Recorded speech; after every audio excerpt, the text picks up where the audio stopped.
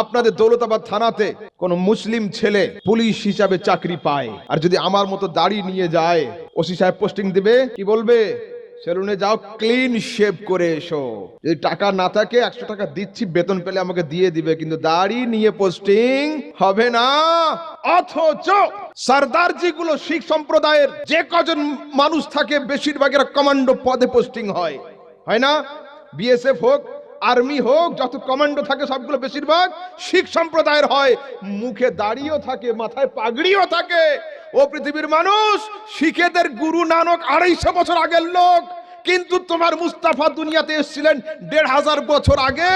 তিনি 1500 বছর আগে পাগড়ি পরাও শিখিয়েছিলেন, দাড়ি রাখাও শিখিয়েছিলেন, কিন্তু আজ আমরা দাড়িও ছেড়েছি, পাগড়িও ছেড়েছি। এর পরেও ফের আশা করি যে আমাদের সঙ্গে ন্যায় হবে।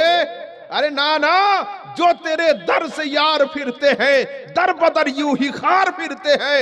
आला हजरत लिखছেন, আয় মুস্তাফা, তোমার দরবারের দিকে যে পিছন করে হাঁটবে, ও দুনিয়ার সমস্ত দরবারে ঠকর খাবে, ধাক্কা খাবে, সঠিকভাবে দাঁড়ানোর কোনো জায়গায় খুঁজে পাবে না। হুজুরের কথাগুলো নিশ্চয়ই আপনারা শুনতে পারছেন। এখানে হুজুর যেই আলোচনাটা করছেন নিশ্চয়ই আপনারা বুঝতে পারছেন, এবং এটা আপনাদের কাছে অনেক ভালো লাগবে। কারণ এখানে হুজুর খুব সুন্দর কথা তুলে ধরেছেন যে আমরা নবীজি সাল্লাল্লাহু আলাইহি সাল্লামকে যেভাবে অনুসরণ করতে লাগে, যেভাবে নবীজি সাল্লাল্লাহু আলাইহি সাল্লামের কথাকে মানতে লাগে, সেভাবে কিন্তু আজকে মানতেছি না। সেই জন্য আমাদের আজকে এই হালত। আজকে যদি মুসলমান ভাইয়েরা সবার মুখের মধ্যে দাঁড়িয়ে থাকতো এবং সবাই পাগড়ি পরতো বা নবীজি সাল্লাল্লাহু আলাইহি সাল্লামের তরিকা মতো চলতো, তাহলে সরকার এটাকেই মানত।